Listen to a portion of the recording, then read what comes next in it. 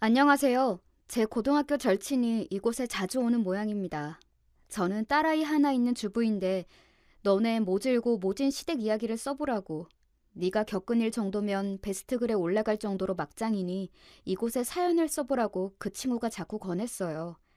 상식 이하의 시댁과 남편을 겪으면서 이렇게 사는 게 맞는 건지 결혼 내내 고민하고 고민했어요. 내 잘못 같고 치부 같아서 절친인 친구 외에는 제대로 털어놓지 못했는데 이곳에서 얼굴 모르는 분들께 하소연하면 억울함이 조금은 풀릴까 싶어 글을 쓰기 시작했습니다. 사는 게 녹록치 않아 바쁘고 정신없다 보니 글을 제대로 배우지 못했어요. 내용이 길고 두서없더라도 이해해주세요. 다들 그렇듯이 전 그저 평범한 가정에서 자랐어요. 부모님은 배움이 짧고 가진 재산이나 기술이 없으셔서 제가 어릴 때 이 일 저 일 다 하셨던 것 같습니다. 워낙 과묵하고 어려운 사정 티내지 않는 저희 아버지는 건설 자재로 옮기는 운수업을 하셨는데 매일 아침 일찍 집을 나서고 밤늦게 퇴근해서 돌아오셨어요. 아버지와 많은 시간을 보내지는 못했지만 아버지는 겨울에는 귤을, 여름에는 자두를 제가 자는 침대 머리맡에 두셨습니다. 제가 귤과 자두를 참 좋아했거든요. 직접 사달라고 말도 못했는데 엄마한테 들으셨는지 이제는 좋아하지도 않는 저 과일들을 제가 성장한 이후에도 한 번씩 사오셨네요. 그래서 집이 넉넉하진 않았어도 가족끼리 서로 위하고 아버지를 존경하며 커왔죠. 부모님이 열심히 일하셔서인지 제가 대학생이 되어서는 동네 인테리어 가게를 여셨어요. 가게 개업식 때 두 분이 너무 좋아하셨던 일이 눈앞에 선합니다. 그 무뚝뚝한 아버지가 눈물을 훔치는 모습도 보이셨으니까요. 저는 부모님이 열심히 사는 모습을 보고 자랐고 맏딸이라서 책임감이 강한 편이었어요. 서울 4년제 대학교를 다니면서는 부모님께 손 벌리기 싫어서 과외와 친구들이 소개해주는 파트타임 아르바이트 등 할 수 있는 한 닥치는 대로 했습니다. 그 돈으로 학비랑 저와 동생 용돈까지 해결했었으니까요. 대학교 때 기타 동아리 활동도 하고 제가 좋아하는 가수 있거든요. 이승환 콘서트도 가고 그런 대학 생활을 보내고 싶었는데 저에겐 취업과 내 집 마련이 꿈일 정도로 악착같이 아끼고 돈을 모았습니다. 대학생이 청약저축도 가입해서 매달 꼬박꼬박 납입했으니 말 다 했죠. 키가 168이고 체중도 50kg 초중반이라 꾸미면 최지우 닮았다는 이야기도 가끔 듣는 괜찮은 외모였어요. 남자들이 가끔 대시도 했는데 연애한 적은 한 번밖에 없어요. 솔직히 연애하려면 시간이 있어야 되잖아요. 전 학교 수업도 빼먹는 일이 거의 없지. 오후에서 저녁 때는 과외 아니면 다른 아르바이트를 하니 시간을 뺄 수가 없었어요. 그리고 웬만한 남자들은 눈에 별로 차지도 않았습니다. 대학교 때 도도하다는 말 좀 들었습니다. 아, 그때 많은 남자들을 만나봤다면 지금처럼 똥 밟지 않았을까 하는 후회 가끔 하곤 해요. 제 신세 생각하면 진짜 똑똑한 여자는 연애도 많이 하고 좋은 남자 보는 눈 키우고 결혼한다는 거 맞는 말이지 싶네요. 어쨌든 그러다가 꽤 이름 있는 중견기업에 임원비서로 취업하게 되었습니다. 연봉도 괜찮고 외모도 빠지지 않는 편이다 보니 소개팅이 줄을 섰죠. 취업 다음은 좋은 남자와 결혼이 제 목표인 양 소개팅을 여러 번 하게 되었습니다. 그중 같은 계열사에서 연구원으로 있는 지금의 남편을 소개팅으로 만났어요. 첫인상이 큰 키에 말끔한 외모에다가 제가 충청북도가 고향인데 딱 서울 오빠 같은 느낌을 풍기는 차분한 말투가 마음에 들었어요. 남편도 제가 마음에 들었는지 만난 첫날 이후로 회사 메신저로 매일 일상 얘기도 하고 하루가 멀다 하고 만났어요. 너무 보고 싶더라고요. 그렇게 1년 좀 넘게 연애를 하다가 남편이 이제 결혼을 생각할 때가 되지 않냐고 묻더군요. 저도 결혼을 하기 적당한 20대 중후반 나이이고 이 남자가 너무 좋아서 조건을 재고 어떤 경황을 따질 것 없이 이끌리듯이 결혼 준비에 돌입하게 됩니다. 네, 처음으로 지금 시부모께 인사드리게 되었어요. 지금 생각해보면 이때가 저희 첫 번째 탈출 기회였던 거예요. 아가씨 키가 크네. 얼마인가? 몸매도 야리하니 참 예쁘구먼. 말씨가 단정한 남편과는 좀 다른 가벼운 시정잡배 같은 느낌의 시부가 어색했지만 그래도 분위기를 풀려고 하시나 보다 생각하고 웃고 말았습니다. 그때 시모가 인상을 팍 찌푸리며 시부를 향해 손사래를 치고는 다급히 끼어들었어요. 아니, 듣자 하니깐 비서일 한다고요? 우리 아들은 좋은 대학교 박사까지 하고 회사 다닌 지 몇 년 안 되잖아? 좀 여러 아가씨를 만나보고 결혼하라고 했는데 공부만 해서인지 순진해 갖고는. 뉘앙스가 내가 비서라는 게 마음에 안 드신다는 건가? 자기 아들은 다른 여자 만나보라고? 당황스러워서 잠깐 할 말을 잃고 있었어요. 아니, 이상한 오해 말고 들어요. 나도 이 남자 때문에 애들 어릴 때부터 보험 설계사로 일한 커리어 우먼이야. 요즘 일하는 며느리를 잘 이해하는 시어머니, 그게 바로 나야. 결혼하고도 일은 계속 할 거죠? 전 대학교 때부터 학비도 제가 해결할 만큼 열심히 일해왔고 지금 제 일에 만족하고 있어요. 결혼했다고 일 그만둘 생각 없습니다. 그제야 만족스러운 미소를 처음 보여준 시모였습니다. 그날 시모가 목에 메었던 노란색 스카프와 유난히 빨간 립스틱 색이 기억에 선명합니다. 자신을 강조하고픈 욕망이 미치지 못하는 언밸런스한 그 차림새. 그것이 바로 시모의 정체였던 것 같아요. 이후로 시부모님과 대면할 일은 딱히 없었습니다. 이때의 만남이 조금 쌓였지만 저희 부모님과 만난 상견례 자리에서도 크게 이상 행동을 보이진 않았었으니까요. 제 생각에 상견례 때는 철저히 본인들 모습을 감추었던 것 같아요. 나중에 한 사실이지만 저와 만난 이후 제 뒷조사를 했더라고요. 저희 부모님이 인테리어 가게를 하면서 좀 여유가 생겨서 집과 부모님 가게도 있었고 저와 남동생이 모두 잘 취업해서 제 인생에서 경제적으로 가장 좋은 때였거든요.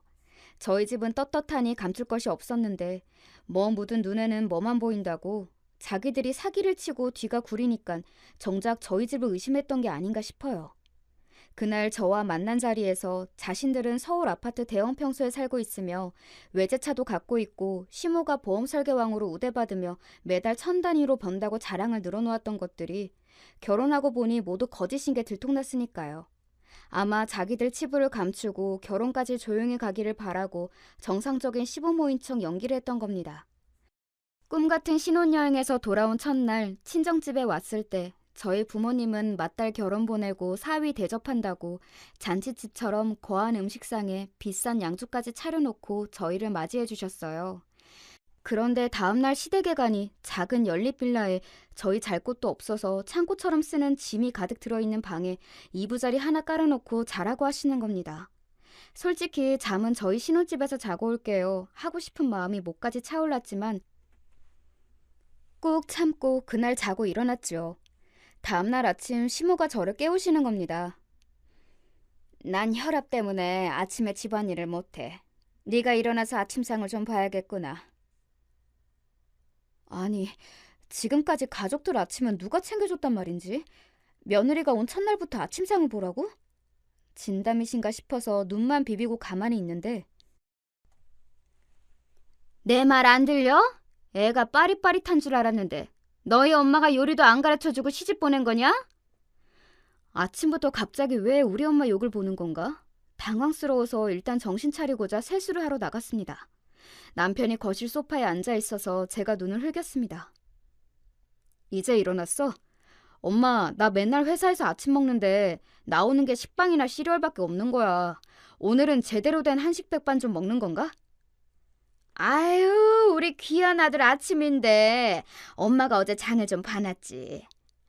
근데 너도 알다시피 이 엄마가 아침에 요리하기 힘든 몸이잖니? 우리 새아가 음식 솜씨 좀 볼까? 하는 수 없이 시어머니 지시대로 집에 있는 재료로 얼추 된장국과 2가지 반찬을 해서 아침상을 차려놓고는 시부모님과 남편 이렇게 넷이 둘러앉아 아침을 먹기 시작했습니다. 어머님, 아침상이 차리기 힘드시면 다음부터 저희가 아침에 방문하지 않을게요. 얘가 무슨 말을 하는 건지 모르겠네. 됐고, 넌 내일부터 매일 퇴근하면서 나한테 전화하렴. 사실 나는 너네를 좀 끼고 살면서 가르칠 거 가르치고 그러고 싶었는데 아휴, 아들 얘기 들어보니 네가 분가해서 살고 싶다며? 그럼 어떡하니? 전화로라도 교육도 받고 서로 친해져야 되지 않겠어? 제가 전화를 자주 하는 편이 아니라서요. 매일은 어렵고 자주 전화 드릴게요. 그냥 매일 하면 돼. 아이고, 된장국 맥맛이네. 육수 내는 것도 모르나 보네. 그 이후에 자기들 매달 용돈은 어떻게 할 거냐는 등 시부가 사업하다가 사기를 당하는 바람에 원래 살던 대형 아파트에서 잠깐 지금 빌라에 온 것이니 오해 말라는 등 늘어놓는 시모의 말을 듣는 둥 마는 둥 그날은 그렇게 보냈습니다. 신혼집으로 돌아와서 남편을 앉혀놓고 진지하게 얘기했습니다. 오빠, 나한테 집안 얘기했던 거 다 거짓말이야? 오늘 어떻게 된 거야? 예상과 달라서 나 너무 놀랐어. 우리 엄마가 다 설명해 줬잖아? 엄마가 우리가 빌라 사는 거 알면 우리 집 어줍지 않게 본다고 예전에 살던 아파트로 둘러댄 거야. 난 너 그런 애 아니라고 해명했는데 지금 보니 엄마 말이 맞는 건가 싶네. 무슨 말을 그렇게 해? 우리 집도 예전에 어려웠어. 그래서 솔직히 얘기했어도 나 이해했을 거야. 다만 거짓말은... 아, 됐어.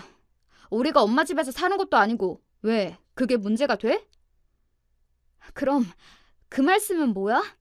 매달 생활비를 드려야 해? 그리고 매일 전화라니. 알고 있었어, 오빠는?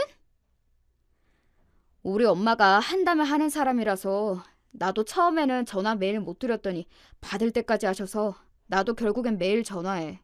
익숙해지면 할만해. 우리 엄마가 뭐 전화해서 이상한 거 하시나. 그리고 엄마가 나랑 형 키우면서 고생 많이 하셨어. 한바지 파면서 돈 벌고 그래서 화나면 좀 거칠게 말씀하시는 건 있는데 속은 깊은 분이야. 아니 잠깐만, 보험 설계사라고 하시지 않았어? 한바집이 뭐야? 아니 예전에 보험도 하셨어. 암튼 난 원래 50만 원씩 용돈 드렸으니까 이제 너도 왔으니 두 분한테 각각 50만 원씩 드릴 수 있겠다. 남편은 그렇게 둘러대고는 자기 서재로 쏙 들어가 버렸습니다. 한바집이 무엇인지 몰라 인터넷 검색을 해보니 공사장 인부들이 먹는 식사를 준비해주는 임시 식당 같은 것이라고 하네요. 혈압 때문에 아침을 차리지 못한다는 말도 그저 저 부려먹으려는 핑계고 흥분하면 튀어나오는 거친 말이나 세련되지 못한 차림새 등이 이제야 이해가 갔습니다. 이런 일들로 대화를 하면 할수록 남편은 피하고 가끔은 우리 집을 무시하냐며 화를 내는 일들이 반복되니 저도 나중에는 지쳐서 시모의 요구들을 하나둘 맞춰주기 시작했습니다. 매달 생활비 50만 원씩 보내드리는 것도 만족 못하고 소고기가 먹고 싶다 연락하면 주말에 가서 사드렸고 세탁기를 바꿔야 된다며 신제품 모델까지 콕 집어서 매장 직원 전화를 바꿔줘서 어쩔 수 없이 카드 번호를 불러주었던 기억도 납니다. 그렇게 물욕도 많은데 두 분이 사시면서 왜 그리 씀씀이가 해프고 남에게 과시할 것만 생각하시는지 저희 집과는 좀 달라서 늘 불편하고 불편했습니다. 하지만 그런 시모의 요구에 무조건적으로 따르는 남편이 더 야속했어요. 그렇다고 이혼할 정도로 남편이 잘못한 것은 아니니 제 속만 타들어가고 친정 부모님이나 친구들에게 하소연도 제 성격상 못하고 끙끙 앓아야 했습니다. 그러다가 우리 부부에게 축복과 같은 딸아이가 찾아왔습니다. 아이를 임신하고 초기부터 입덧이 너무 심하고 병원에서 입원을 권유할 정도로 몸이 안 좋았습니다. 모시는 임원분이 언제까지 회사를 다닐 거냐고 한 번씩 물으시더라고요. 똑부러지게 일 잘한다고 칭찬하셨던 분인데 임신한 비서는 달갑지 않은 모양이었습니다. 꾸역꾸역 회사 눈치를 보다가 임신 막달이 되어서 퇴사를 하게 되었습니다. 퇴사하는 날 같이 일한 부서 환송 회식을 하는 자리에 있는데 갑자기 잔뜩 화가 난 시모의 전화를 받았습니다. 너 어디냐? 식당인 것 같은데 지금 팔자 좋게 외식이냐? 아니에요, 어머니. 회사에서 환송 회식 자리라서 시끄럽게 들리는 거예요. 무슨 일이세요? 아니, 우리 아들은 이제 앞으로 혼자 뼈 빠지게 돈 벌어야 해서 부담스럽다고 지금 술 마시고 있다는데 남편 속 썩는 줄 모르고 회식? 뭘 잘했다고 회식이야? 너 나랑 만난 자리에서 뭐라고 했냐? 애 낳고도 일 계속 하겠다며. 앞으로 우리 생활비는 어떻게 하려고? 어머님, 그 얘기는 내일 다시 전화 드릴게요. 그리고 저 일하기 싫어서 회사 나오는 거 아니에요. 회사에서 그만두라고. 여보세요? 여보세요? 시모는 그렇게 자기 할 말만 늘어놓고는 전화를 끊어버렸습니다. 저도 몇 년간 일했던 회사를 임신해서 그만두는 것이 불안하고 걱정스러운데 위로는커녕 이렇게 자기 화만 내는 시모를 보니 억울했습니다. 임신하고 불편한 몸으로 열심히 회사 다녀서 애썼다. 한마디 해주면 안 되나요? 자기들 주는 용돈이 끊기는 것에 분노해서 임신한 며느리가 회식하는 자리에 막말하는 시모보다 자기 혼자 돈 버는 게 부담스럽다고 취해서 자기 엄마한테 한탄하는 남편이 더 미웠습니다. 딸아이를 출산하고도 시모는 하루가 멀다 하고 전화해서 태어난 아이를 궁금해하기보다는 언제 다시 회사를 나갈 건지 물어보는 일이 허다했습니다. 일한다고 갓 태어난 아이를 맡길 곳이 없으니 시모에게 맡아주실 거냐고 물어보니 내가 알아봤는데 말이지. 요즘 애기 봐주면 일당을 10만 원은 받는다더라.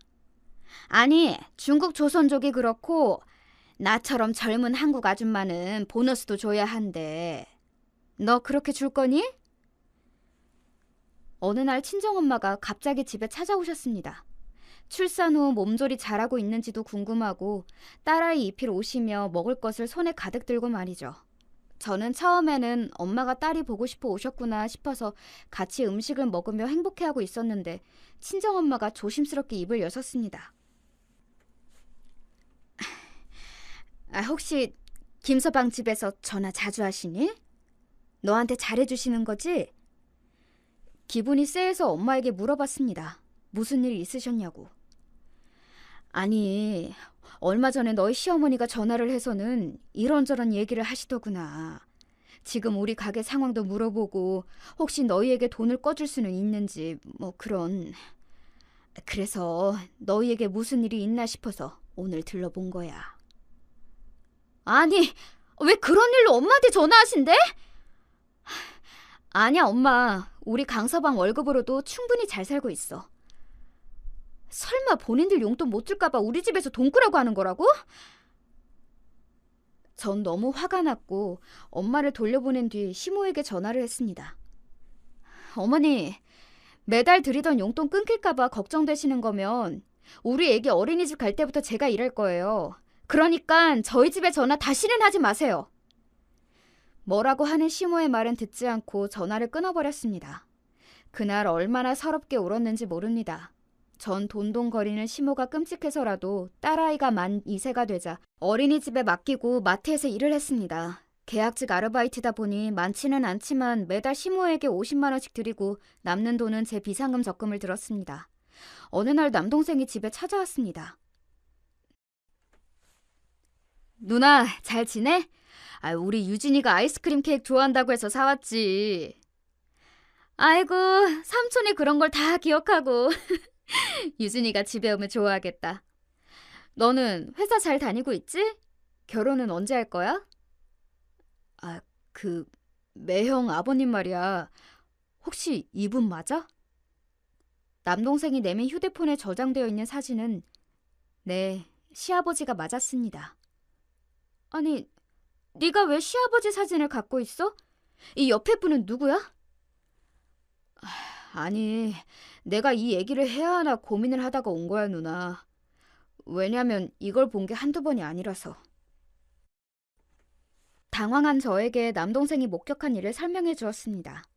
남동생 회사 건물에 골프 연습장이 있는데 엘리베이터에서 여러 번 마주친 노년 커플이 있더랍니다. 엘리베이터에서 낯뜨거운 애정 행각과 스킨십, 5, 60대로 보이는 여자분이 오빠, 오늘 좋은 것 좀 먹고 왔어? 70 전후로 보이는 남자분이 공치고 우리 예쁜이도 잘해줄 힘도 채워왔지. 뭐 대충 이런 대화를 나누는 모양새가 딱 봐도 불륜 같은데 자주 마주치다 보니 이 남자분이 우리 시부 같다는 거였습니다. 그래서 결혼식 사진을 찾아보니 자기 생각에는 영락없는 제 시부였던 겁니다. 혹시 몰라서 셀카를 찍는 척 그 커플 사진을 찍어서 저한테 확인을 한 겁니다. 아니, 남동생이 시부 불륜 현장을 목격했다니요. 그것도 여러 번. 이게 말이나 됩니까? 일단 저는 시부가 아닌 것 같다고 둘러대고 남동생을 보냈습니다. 부모님 귀에 들어가면 괜한 걱정하실 것 같아서요. 그리고 저녁 때 퇴근한 남편을 잡고 슬며시 물어봤습니다. 여보, 아버님이 혹시 젊었을 때 사고 같은 거 치셨나?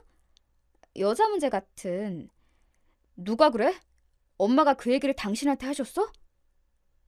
저는 속으로 사실이구나. 하지만 일단 남동생이 목격한 얘기는 함구하기로 했습니다. 그냥 그때는 왠지 섣불리 아는 척하지 않는 게 좋겠다는 생각이 들었거든요. 그리고 직감대로 이 일은 후일 저에게 큰 무기가 되었습니다.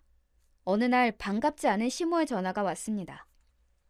너는 애가 통 전화가 없냐? 아니, 내가 매일마다 안부 인사 드리라고 했어, 안 했어? 너희 엄마는 시어른들한테 잘하라고 안 가르치디? 어머님, 그래도 제가 5일에 한 번씩 드리려고 노력하는데요. 마트 일 하다 보면 정신도 없고요. 아니, 됐고 우리 첫째 아들 집에 좀 다녀와야겠다. 시아주버님 댁에 제가 무슨 일로요? 우리 첫째가 공부만 할 줄 알았지 워낙에 귀하게 자랐어요. 어제부터 여행 갔다니까 집이 비어있을 거야. 거기서 집안 대청소 좀 하러 가야지. 하나뿐인 시아주버님 혼자 사는 게 안쓰럽지 않디? 너 내가 능력 있고 참한 아가씨 소개시켜주라는 건 어떻게 되고 있는 거야? 네, 혼자 사는 귀하신 시아주버님이 계셨습니다. 좋은 학벌 어디다 둔 건지 변변한 직장 한번 갖지 못하고 집에서 주식한다며 백수나 다름없이 지낸다죠. 그런 사람을 어느 귀한 집 딸에게 소개를 시켜줄 수 있겠는지 시모에게 되묻고 싶었습니다. 그런데 그분 집을 왜 며느리인 저까지 청소해주러 가야 하는 건지 어이가 없어서 돌려서 거절하고 싶었습니다. 어머님, 우리 유진이가 어린이집 다녀올 시간 다 돼서 전 오늘 못 갈 것 같은데요. 그럼 내일 아침 일찍부터 시작하자. 우리 집에 9시 반까지 데리러 와라. 고무장갑이랑 청소용품 챙겨오는 거 잊지 말고. 아니, 너는 내가 사람돌이를 이렇게 하나하나 일러줘야만 하는 거니?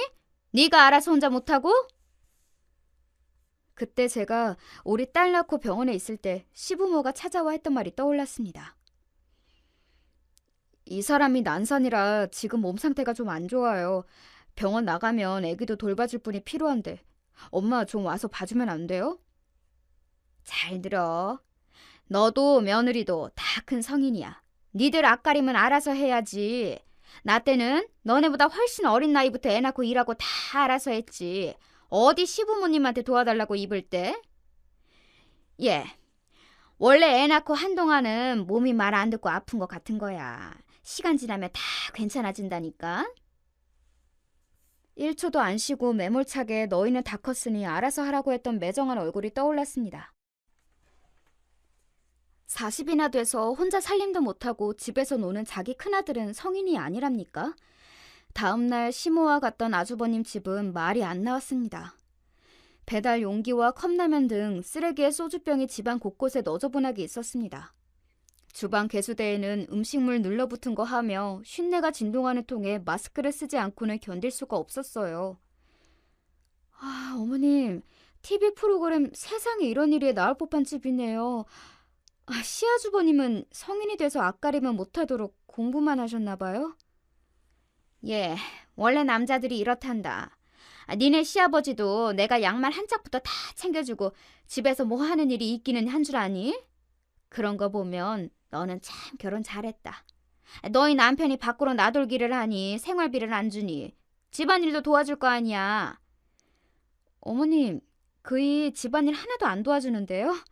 평일엔 술 먹고 늦게 들어오는 날도 많고 주말엔 골프 친다고 나가서 애기하고 놀아주는 법이 없어요. 너 바깥일 하는 사람이 술 먹고 다닌다고 그거 노는 거로 착각하면 안 된다. 저도 직장 생활 했어요, 어머님. 그리고 생활비에 대출비에 빠듯한데 그 비싼 골프장이 웬 말이에요. 그때 시모가 눈을 반짝이며 물었습니다. 아니 그래, 너 청약받은 아파트 그건 입주가 언제니? 지금 시세가 얼마야? 그 동네면 그래도 한 10억 넘지 않겠니? 아휴, 부자 다 됐네. 거기 들어가고 너도 일하고 하면 우리 집 인테리어 좀 바꿔야겠다. 너도 알다시피 집이 오래돼서 손볼 데가 많아. 하긴 우리 아들이 자기들만 쏙 새집 가고 우리는 그런 집에 살도록 두지는 않겠지만 말이다. 시모는 이미 당장에 자신들이 새 집에 이사가는 양 꿈에 부풀어서 혼자 웃고 난리도 아니었습니다. 저는 화가 났습니다. 시모가 얘기한 그 아파트는 제가 대학교 때부터 꼬박꼬박 적금 들었던 청약 통장으로 결혼 전에 당첨돼서 얻게 된 집이었습니다.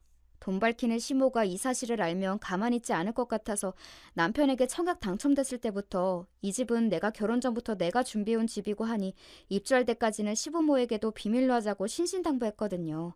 심지어 계약금도 부족해서 친정 부모님께서 도와주셨단 말이죠. 결혼해서 사는 동안 변변찮은 도움이나 물질적인 지원을 거의 해준 적 없이 받기만 하는 분이 우리 아파트를 알게 되고 벌써 시세 조사까지 했다니 소름이 끼쳤습니다. 게다가 왜 시부모집을 인테리어까지 해줘야 한다는 건지 김칫국도 이런 김칫국이 없지 않겠어요? 여보, 오늘 시아주버님 집에 어머님하고 가서 청소를 하는데 이게 사람 집이 아니더라고. 알고 있었어? 아, 고생했네. 우리 형 어릴 때부터 맨날 어지르고 정리를 못해. 엄마가 다 치워주고 소리 지르고 혼내는 게 일상이었거든. 아, 그건 그렇고 우리 청양 아파트 어머님이 알고 계시던데 당신이 말한 거야? 우리 비밀로 하자고 내가 귀에 몫이 박히게 얘기했잖아. 내가 얘기한 건 아니고 내 월급 통장에서 중도금 대출이자 나가는 거 보더니 물어보셔서 하는 수 없이 털어놨지. 그리고 뭐 이게 비밀로 할 일인가. 어? 잠깐, 월급 통장? 저도 본 적 없는 남편 월급 통장을 시모가 어떻게 하는 걸까요? 그러고 보니 나 결혼하고 당신 월급 통장 본 적 없는데 어머님이 그걸 어떻게 알아? 아, 몰랐구나. 결혼 전부터 엄마가 관리해왔어. 내가 혼자 돈을 못 모을 테니 엄마가 보험일도 하셨고 해서 재무설계 뭐 그런 거지. 결혼하고는 매달은 아닌데 한 번씩 갖고 오라고 해서 우리가 잘 사는지 점검차? 남편은 결혼한 이후에도 프라이버시가 중요하다며 월급 통장을 제게 보여주거나 맡긴 적 없이 생활비를 주는 식으로 지내왔거든요. 그런데 한 번씩 시모가 우리가 보너스 들어온 달이면 가전제품 바꿔달라, 여행 보내달라 연락이 왔습니다. 귀신같이 어떻게 알고 있나 했습니다. 이제야 그 모든 상황이 이해가 됐습니다. 우리의 생활 어디까지 시모가 파악하고 남편을 이용해서 돈을 빼내는 걸까요? 그보다 저와 친정 부모님이 도와주신 집까지 노린다고 생각하니 오싹해졌습니다. 괜히 남편과 시모가 작당해서 몰래 팔아버리지는 않을지 생각하니 겁이 덜컥 났습니다.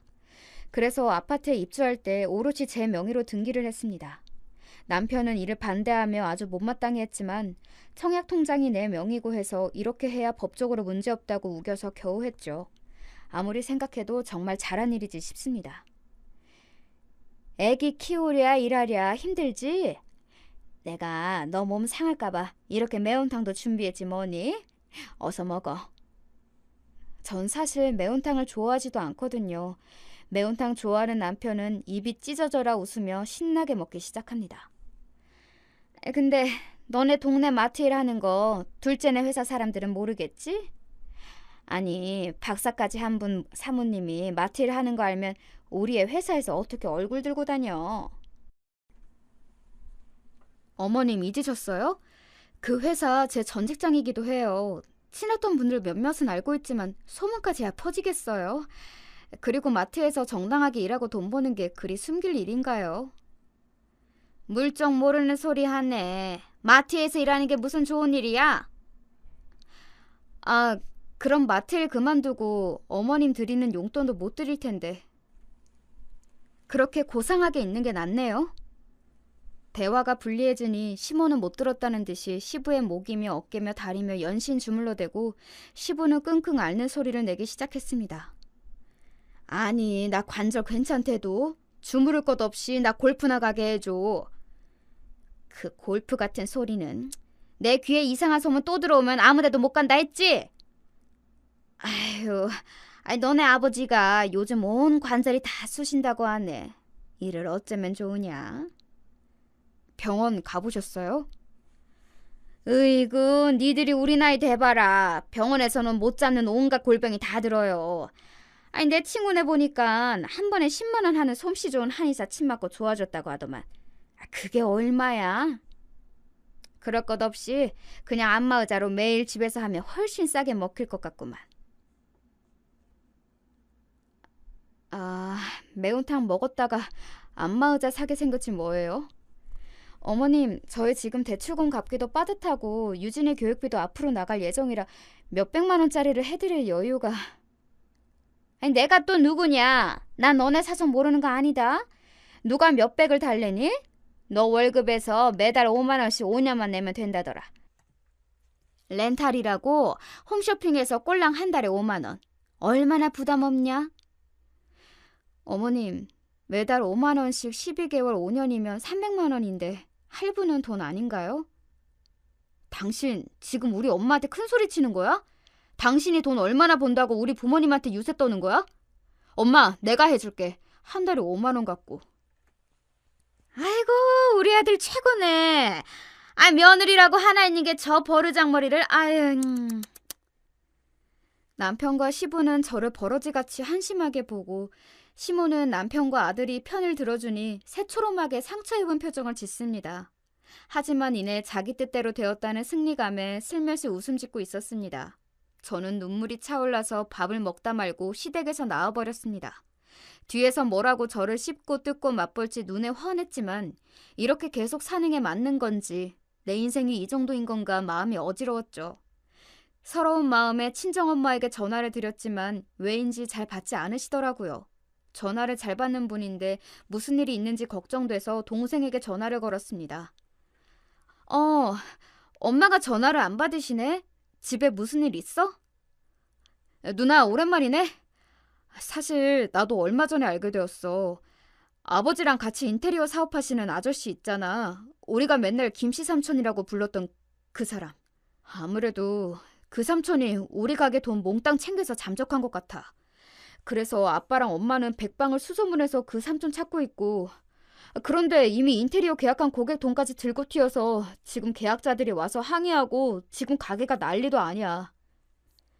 하늘이 무너지는 것 같았습니다.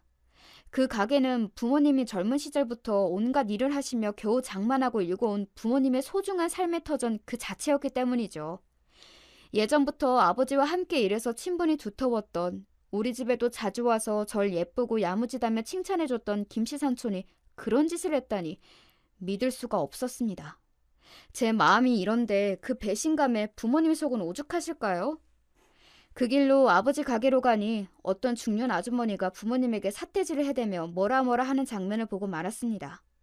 그 모습을 딸인 제가 알게 되면 부모님이 더 속상해하실 것 같아서 그저 아무것도 못하고 집으로 와야 했습니다. 그렇게 돌아온 날 고민 끝에 당장 생활비도 없으실 것이 걱정돼서 제 월급 중 30만 원씩 부모님 계좌에 이체해드렸습니다. 사실 더 드리고 싶었지만 지금 생활도 빠듯한 데다가 시모가 알면 난리칠 것도 두려웠기 때문에요. 이런 제가 너무 바보 같지 않으세요? 그러던 어느 날 퇴근하고 집에 오니 시모와 남편이 우리 집 거실에 있었습니다. 둘은 심각한 얘기를 하고 있더니 제가 현관문을 열자마자 저를 바로 자기들 앞으로 앉혔습니다. 무슨 일 있으세요? 연락도 없이 두 분이 같이 먼저 와 계시고. 그건 네가 알지. 내가 하도 답답해서 오죽하면 너가 싫어라 하는 거 알면서 너네 집에 이렇게 왔겠니? 당신 말이야, 나 몰래 당신네 집에 생활비 보내고 있었어? 미리 말 못해서 미안한데 갑자기 부모님 인테리어 가게 상황이 안 좋아졌대. 이래서 통장은 내가 관리해야 되는 거야. 남편 시부모 무서운 줄 모르고 돈을 빼돌려? 저는 더 이상 참을 수가 없었습니다. 어머님, 저희 집 사정이 어떻게 됐는지, 얼마나 딱한 사정이길래 제가 생활비를 보내게 된 건지 물어보시는 게 도리 아닌가요? 뭐? 도리? 이게 어디 시어머님 앞에서 도리를 찾아? 남편은 급히 시모를 말리며 저를 노려봤습니다. 뭘 잘했다고 우리 엄마한테 그렇게 말해? 우리 가게가 망하게 생겼단 말이야. 우리 부모님 어떡해. 그 가게가 어떤 곳인지 당신도 알잖아. 동업자가 돈을 들고 튀었다는데 당장 생활비는 어떻게 하시냐고. 저는 서운한 마음에 눈물을 참을 수가 없었습니다. 아니, 아버님은 가게를 어떻게 하셨길래 이 지경이 된 거야? 지금 그게 우리 부모님한테 할 소리야? 도울 수 있는 건 돕고 그 마음을 위로해드리는 게 먼저 아니야? 저는 화가 나서 벌떡 일어나서 쏘아붙였습니다. 그때 남편의 전화가 울렸습니다. 씩씩대던 남편은 전화를 받으며 집 밖으로 나가버렸습니다. 그렇게 나가는 남편을 보고 있던 찰나 눈앞이 노래졌습니다. 네가 죽으려고 작정했구나. 어디 하늘 같은 서방에게 못 보은 것처럼 대들어? 오냐, 너 오늘 내가 제대로 가르쳐주마. 시모는 제 머리채를 잡고 흔들었습니다. 60대 여자의 힘이 이렇게 센 건지 갑자기 당황해서 그런 것인지 전 쉽사리 빠져나올 수 없었습니다. 어머니! 이러는 경우가 어딨어요! 놓으세요! 이년아, 미쳤어? 돈이 남의 돈이야? 네 말대로 돈을 친정에 갖다 바쳐? 시모가 제 머리채를 잡고 놓아줄 기색이 보이지 않아서 저는 있는 힘껏 시모를 밀었습니다. 그 난리에 뒤에 있던 고무나무 화분이 넘어져서 깨지기까지 했습니다. 집에 들어온 남편은 흙을 덮어쓴 채로 나자빠져 있던 우리 둘을 보고 깜짝 놀라며 시모를 일으켰습니다. 아니, 이게 어떻게 된 일이에요? 둘이 싸웠어요? 시모는 울먹이며 남편 팔에 안겨 말했습니다. 내가 이 꼴 보자고 너를 키운 게 아니다. 너 알지? 니네 아빠가 밖에서 놔두느라고 너희 두 형제 키우겠다고 고생한 거. 그거 모르면 사람 새끼가 아니지. 그럼 당장 우리 엄마한테 무릎 꿇고 사과해. 여보! 그치만 어머님이 먼저 쌍욕하면 내 머리채를... 듣기 싫어! 난 이런 몰상식한 여자랑은 못 사니까 당장 손이 발이 되도록 싹싹 빌지 못해? 상황이 어쩌면 이렇게 꼴사납게 돌아가는 것인지 어안이 벙벙해져서 머리는 산발하고 슬리퍼도 짝짝이로 신은 채 집 밖으로 다급히 나왔습니다. 이렇게 우스운 꼴을 하고 정처 없이 걸으며 그동안 그 사람을 만나 연애하고 결혼 생활을 해온 거의 10년의 세월이 허망하게 느껴졌습니다. 저도 모르게 무작정 한강다리로 걸어갔습니다. 전 남편에게 뭐였을까요? 시댁의 몸종 같은 그 정도밖에 안 되는 걸까요? 전 한강 물길 속에 몸을 던지면 이 속이 편안해지지 않을까 그런 나쁜 마음을 먹고 있는데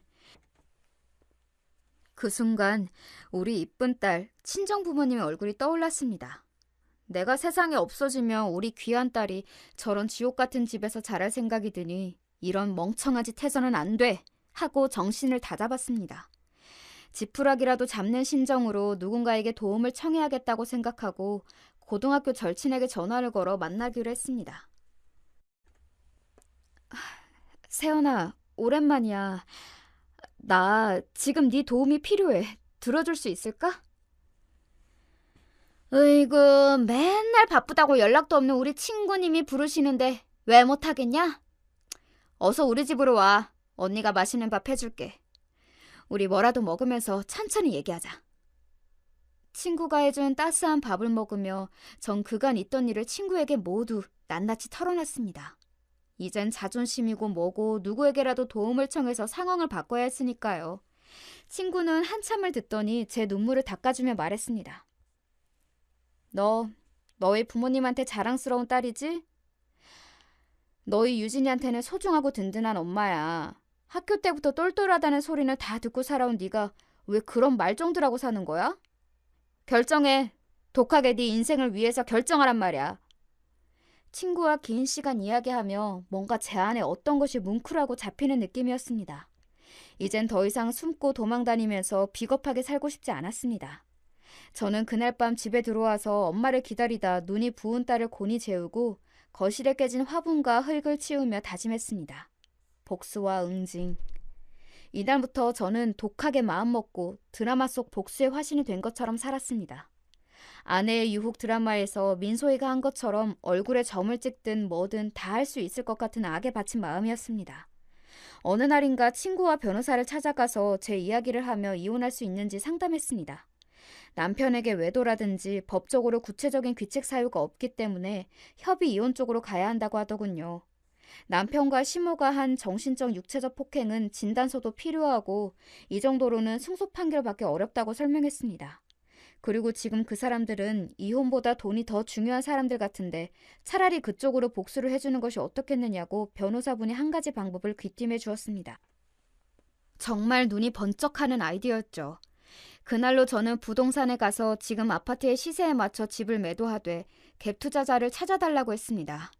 우리는 전세로 살고 있으면서 소유권만 넘겨서 그 차익을 취하려고 했던 거죠.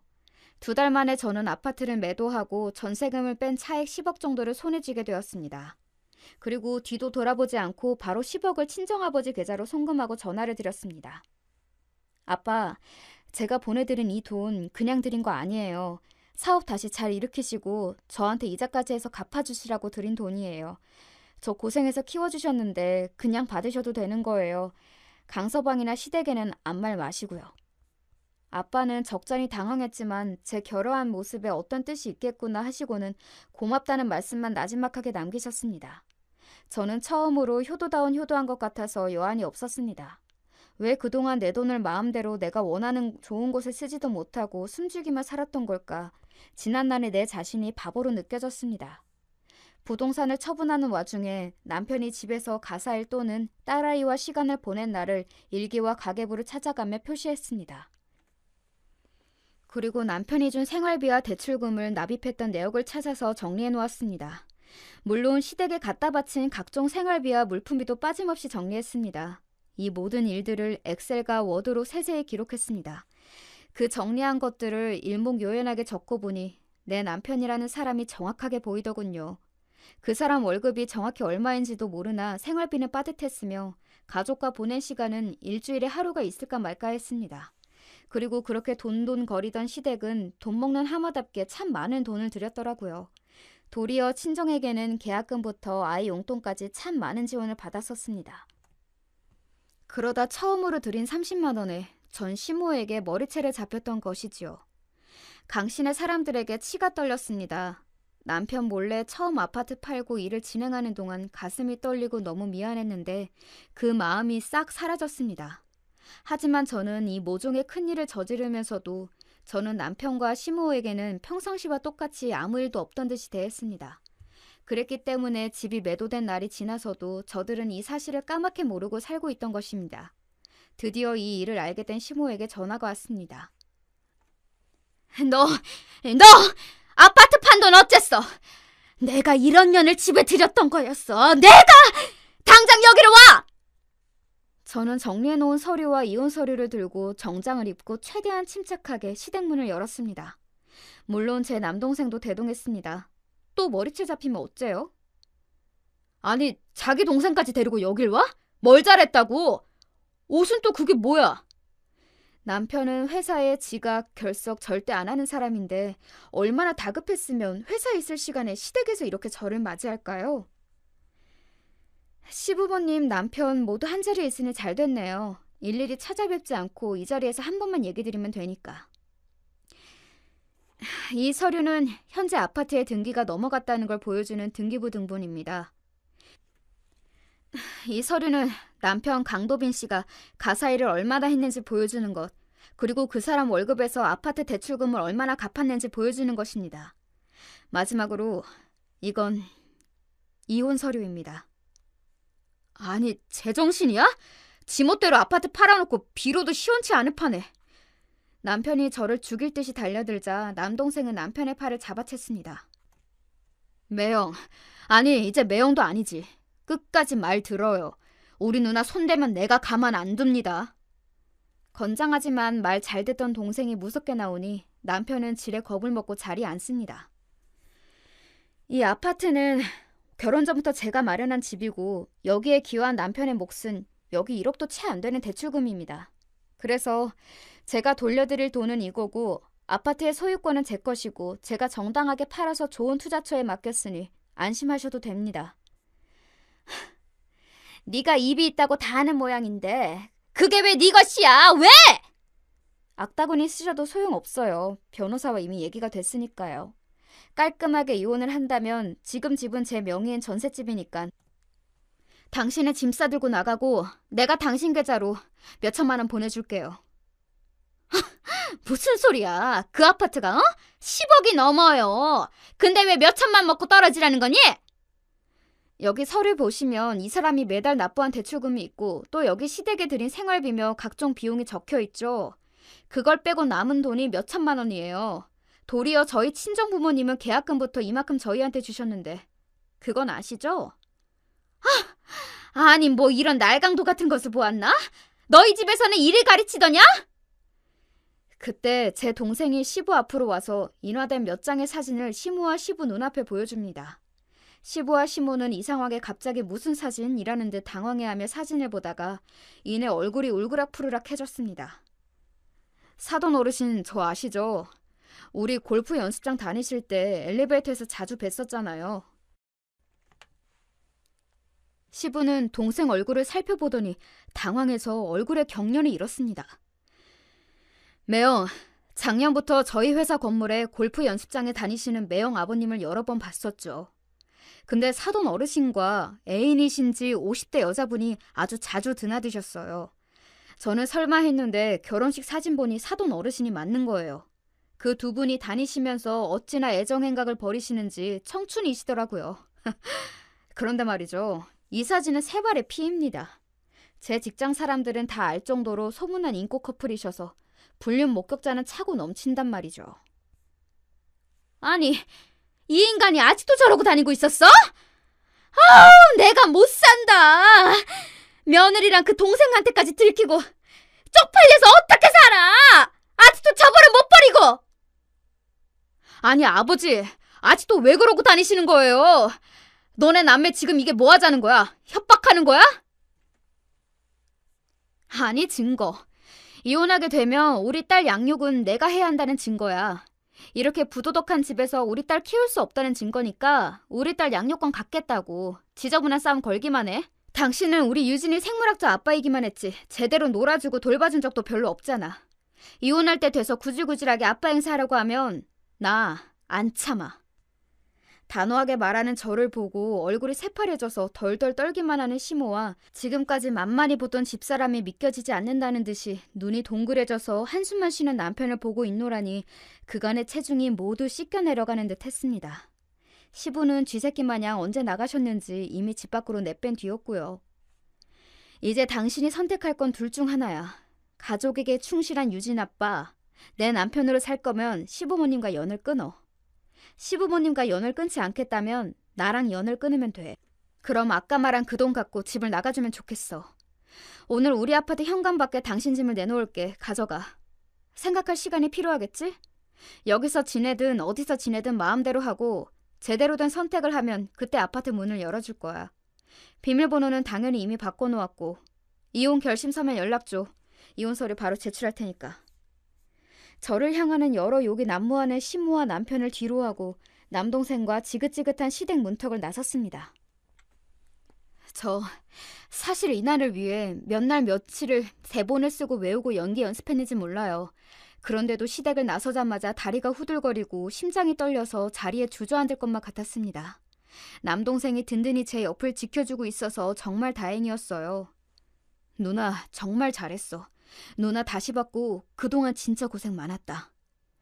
동생은 자신도 울면서도 떨고 있는 저의 어깨를 조용히 안아주었습니다. 그리고 저는 사랑하는 딸이 있는 내 집으로 향했습니다. 제가 쓴 이야기는 여기까지입니다. 길고 우여곡절 많았던 이야기 읽어주셔서 감사합니다. 자, 구독자 여러분, 과연 제 남편은 어떤 선택을 했고 저는 어떻게 살고 있을까요? 마음껏 상상해보세요. 궁금하시다면 댓글을 남겨주시고요. 언젠가 그 뒷이야기를 쓰러 다시 오겠습니다.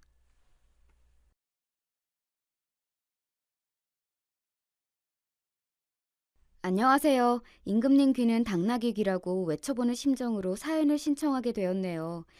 저는 서울 변두리에 살고 있는 30대 여자고요. 결혼해서 남편과 아이가 있답니다. 제가 태어나고 자라면서 가족의 끈끈한 정을 느껴보거나 심적으로 크게 가족을 의지해보지를 못했어요. 가정 환경이 그리 평탄하지 못하였거든요. 남편이랑 연애하던 시절 그리 다정하지도 세심하지도 못한 이 남자가 결혼하고 싶을 만큼 좋았던 것은 어쨌거나 저만 바라보고 위하면서 한눈 안 파는 외골수 면모가 강하다는 건 분명하기 때문이었죠. 이 남자라면 결혼해서 가정을 꾸리고 살아도 좋을 것 같았어요. 저보다 결혼에 의욕적이었던 건 남편 쪽이었으나 시댁의 반대에 부딪혀서 저희 부부의 시작은 수월하지 못했어요. 저희 조건이 너무 별 볼 일 없어서 며느리 삼기에는 영 탐탁지 못한다는 것이 시부모님의 주장이셔서 속이 많이 쓰렸었네요. 제가 하나도 잘난 것 없는 사람임은 진작에 알고 있었다지만 그런 식으로 지적당하고 제 존재 자체가 깎아내려지니까 기가 확 죽었어요. 남편은 그래도 어떻게 해서든 반대 이겨내보자고 우리 여기서 포기하지 말자고 해주었지만 사람 마음이라는 게 자기 싫다고 하는 사람들 보면 자연스레 그 앞에서 움츠러들게 되는 거잖아요. 그래서 저는 자신이 없었던 것 같아요. 우리나라의 사회 정서 특성상 결혼에 있어서 부모를 배제할 수 없었기에 시부모님이 저렇게 반대하신다는데 남편이라고 앞으로 별 뾰족한 수가 있을까 싶었고요. 상황이 그렇다 보니 저는 물론이고 남편도 점차 흔들려서 정말 이대로 헤어질까 생각마저 했었네요. 그랬을 때 제가 놀라운 변수 한 가지를 접하게 되었어요. 맹세코 의도한 적은 없었건만 제가 임신 상태였던 거예요. 남편이랑 저랑 둘 다 그때 놀라서 난리 불루스를 쳤었고요. 사정이 그렇게 되자 상황도 급변하게 되었답니다. 기함을 하셨던 시부모님께서는 이내 저희 두 사람의 결혼을 허락해 주셨어요. 가장 먼저 시아버지의 수긍이 있었죠. 그래, 이왕 이렇게 된 것, 내가 솔직히 표현을 해보자면 영 아쉬운 결혼이긴 한데 사내라면 어떤 환경이든 자기 처자식 책임을 질 수 있어야 하는 법이지. 그렇다면 앞으로 그런 책임감을 보이면서 잘 살아라. 남편은 반드시 그렇게 하겠다며 시아버지 앞에서 약속을 드렸어요. 그 다음으로는 시어머니께서 깊은 한숨을 연달아 내쉬시더니 고개를 끄덕끄덕 하셨어요. 애가 들어섰다는데 뭘 어쩌겠냐. 내가 환장해서 죽겠는 심정은 심정이고 현실을 보자면 우선 너네 둘 결혼식부터 올려줘야지. 지난달에 이웃 동네 언니가 자기 딸이 결혼 앞두고 임신부터 했다면서 최고의 혼수는 임신이라고 떠드는 그 호들갑 듣고 내가 저런 주책바가지 부끄러운 줄을 알아야지 생각했었는데 아이 설마 하니 우리 하나뿐인 아들이 이런 소식을 가져올 줄이야. 내가 한치 앞을 몰랐구나. 아이고. 기가 막혀 하시면서도 빠른 결혼 진행에 이견을 내비치지 않으셨던 시어머니로 인해 저와 남편은 금세 부부가 될 수 있었습니다만 이것을 몹시도 아니 곱게 보는 단 하나의 존재가 남아 있었어요. 엄마, 어떻게 그러실 수가 있어? 아버지는 몰라도 엄마는 끝까지 나랑 같은 편일 줄 알았는데 진짜 실망이야. 아휴, 뱃속에 애를 가졌다는데 그럼 내가 여기서 뭘 더 어떻게? 아, 엄마, 그러면 그 애가 진짜 우리 집안 핏줄이 맞긴 하냐? 이렇게 시시비비를 가리는 것부터 해야지. 덜컥 그렇게 허락을 해줘? 결사 반대할 때는 언제고. 이러면 우리 집안이 너무 우스워 보이잖아. 아무튼 다들 짜증나. 그 사람은 바로 제 시누이 되는 이였어요.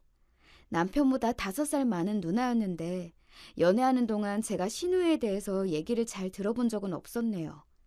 시누이가 결혼할 때는 남편이랑 저랑 연애 초기였기 때문에 제가 언감생심 결혼식에 참여한다거나 그런 건 상상도 못 해봤었고요. 그래서 결혼 허락을 받으려고 시댁 문턱을 넘을 때가 되어서야 제가 시누이를 처음 실제로 만나본 거였죠.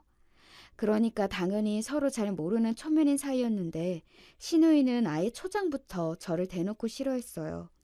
저의 임신으로 갑자기 결혼이 진행되자 그야말로 입에 거품 물면서 발작을 해댔고요. 잠깐 거실에 둘만 남았을 때 저를 향해서 작정하고 임신한 가증스럽고 계산적인 무서운 여자라며 중얼거리는 걸 듣고 심장이 철렁 내려앉았었네요. 남편과 둘이 남매가 절친한 것도 아닌데 제 결혼을 그렇게까지 반대하고 아니꺼워하니까 저도 난감했었죠. 딱 봐도 성질머리가 보통 수준이 아니었고 시부모님 두 분마저 신우에게는 큰 소리 못 치시길래 제가 알아서 숙이기로 하였어요. 참고로 신우이는 이미 그때 결혼 3년 차였답니다. 신우의 남편인 제 시매부에게는 원래 결혼을 약속했던 인연이 따로 있었대요. 결혼 약속해놓고 상견례 마치고 이제 식장 알아보며 돌아다니고 있던 시기에 그 여자가 결혼 전 마지막 자유를 누리겠다면서 자기 첫사랑 남자와 만나 놀아났던 거예요. 그걸 알게 된 시매부가 파혼했고 배신의 상처를 안고 살다가 신우이를 만나서 결혼한 거였죠. 신우이가 자기한테 먼저 열심히 들이대고 구애를 펼치는 걸 보면서 이 여자라면 나를 배신하는 일은 없겠구나 싶어져 마음을 열었고 짧은 연애 끝에 결혼을 하였다네요. 그때 결혼하면서 신우이 자기 시댁으로부터 별별 소리를 다 들었대요. 아들이 더 어린 여자랑 결혼했으면 좋겠는데 나이 많은 여자라서 좀 그렇다느니 하는 핀잔들이요.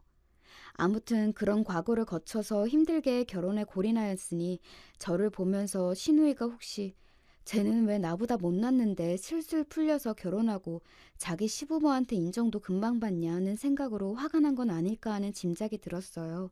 소심하고 의견 크게 잘 못 내세우고 특히 분란 만드는 걸 기피하는 성격인 저는 신우이가 처음부터 두려웠던 것 같네요.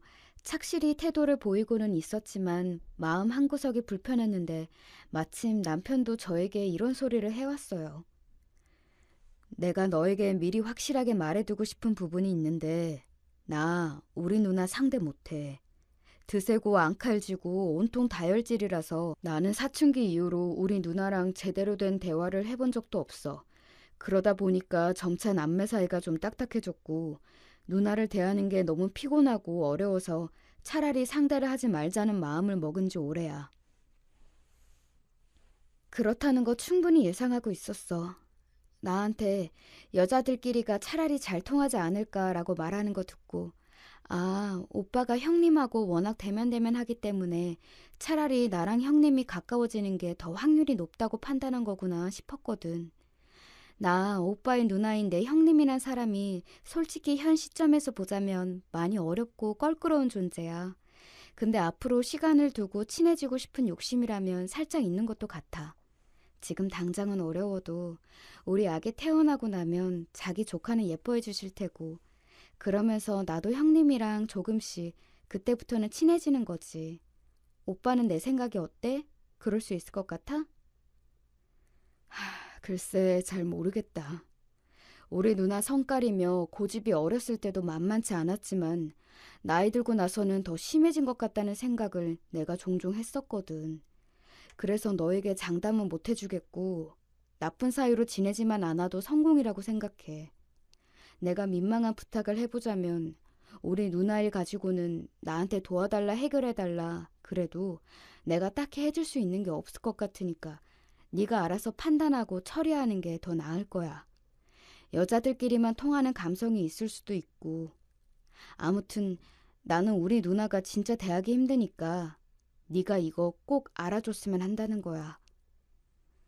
남편이 한숨을 푹 내쉬면서 말하는데 저와의 결혼을 밀어붙이면서 의욕을 보였던 그 모습은 온데간데 없었어요. 그만큼 남매 사이에서 남편의 서열이 확실히 아래에 있다는 것을 저는 알 수 있었죠. 점차 결심하게 되었어요. 시누이의 일로는 남편을 곤란하게 만들지 않겠다고요. 남편이 시누이하고만 안 친한 건 아니었고 심해보아도 이렇다 할 접점이 없었답니다. 남자끼리라서 더 어색하다나 뭐라나 하면서 친분을 안 쌓았다네요. 그런데 심해부는 제가 막연히 예상했던 것과는 달리 정이 많다고 해야 할까요? 본인이 처가에서 겉도는 것 같다며 친하게 지내고 싶다는 말씀을 심해부가 저한테 먼저 해주셔서 깜짝 놀랐어요. 시누이랑 결이 다른데 둘이 부부가 된 게 신기했고요. 자기랑 다르니까 시누이가 심해부랑 결혼하고 싶어 했구나 이런 생각도 들었네요. 저는 시누이의 심기를 거스르고 싶은 마음이 조금도 없었건만 자꾸 시비가 걸렸어요. 올케는 왜 이렇게 표정 관리를 못해? 왜 나만 보면 눈알 겁나게 굴려대고 인매는 실룩거려? 나한테 욕하고 싶지만 참는다는 표정이야 뭐야? 그런 거 아니에요. 제가 원래 표정이 좀 어색한 편인 것 같아요. 신경 쓰이게 해드려서 죄송해요. 아닌지 맞는지는 내가 판단하는데? 올케 설마 지금 임신했다고 유세 떨려는 건 아니지? 그럼 애 낳고 나서는 애엄마라고 유세 떨겠네?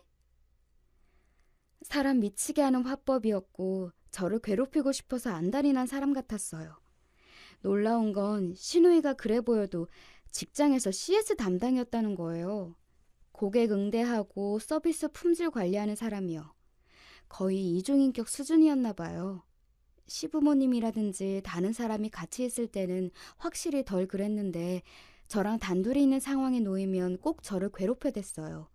제가 시누이한테 말씀 좀 지나치시다라고 하기라도 하면 시누이는 제가 임신 중이라 호르몬 문제로 예민하고 성격이 이상해진 거라며 저에게 탓을 돌렸고요. 슬슬 이제 저는 신우이와 시간이 흐르면 친해질 수 있겠지 같은 안일한 생각을 버리고 있었어요. 신우이를 제외한다면 제가 시댁 식구들 중에서 힘들게 상대하는 사람은 딱히 없었기 때문에 버틸만 했던 것 같네요. 가끔이지만 뵐 때면 심해부가 저를 엄청 반갑게 맞아주셨고 산부인과 다녀온 이야기도 궁금해하셔서 이런저런 대화도 나눴는데요. 설마 이게 신우이의 화를 돋을 줄은 몰랐어요. 언제부턴가 저를 보는 신우이의 눈빛이 살벌하고 섬뜩하다고 느꼈지만 원래도 저랬다고 넘겼는데요. 그러다가 새우 먹던 날 일이 터진 거였죠. 시아버지 지인분께서 생물새우를 한 박스 보내주셨는데 시댁에서 같이 그걸 먹었거든요. 저는 입덧이 올라왔는지 갑자기 속이 안 좋아서 나중에 먹겠다 하고 방에서 휴대폰을 했고요. 그러다가 일 때문에 늦게 오신 심해부가 왔는데 시간이 좀 지나서 그런지 저도 입맛이 좀 도는 것 같아서 남은 새우를 심해부랑 둘이 먹기로 했어요. 시부모님이랑 시누이, 남편은 거실에서 과일 먼저 먹겠다고 했고요. 근데 딱 보니까 심해부가 손가락에 밴드를 붙이고 있는 거예요. 다치셨냐고 여쭤봤더니 오늘 낮에 베었다고 하시더라고요. 새우에서 나온 물이 그런데 들어가면 밴드에 스밀 거고 상처도 아플 것 같아서 제가 새우를 까드리겠다고 했어요. 저 이런 거 잘하거든요. 저는 어차피 많이 먹고 싶지도 않았고요. 제가 심해부한테 새우를 까드리는 동안 이야기도 나눴어요. 심해부가 특히 가족 이야기 같은 거, 애들 이야기에 관심이 많으셔서 저는 주로 어렸을 때 친했던 친척 오빠들 얘기해드렸고요. 그랬더니 심해부가 즐거워하시면서 들었어요. 웃음소리를 들었는지 어느새 시누이가 어두운 표정으로 부엌에 들어와 있다는 것도 모르고 말이죠. 심해부가 임산부한테서 이런 대접을 받으니 유독 황송했다며 잘 먹었다고 자리에서 일어나는데 그러자마자 시누이는 갑자기 환한 미소를 지으며 표정을 바꿨습니다. 그 모든 걸 지켜본 저만 소름 돋는 상황이었죠. 뭔가 느낌이 안 좋았는데 아니나 다를까 이틀 뒤 저를 마주치자마자 시누이가 제 뺨을 한 대 갈겼어요. 그것도 힘을 실어서 엄청 세게요. 짝 소리가 시댁 현관앞 복도에 울려 퍼졌고 제가 어지러운 머리를 붙잡고 간신히 시누이를 쳐다봤어요. 이 망할 년이, 너 미쳤냐?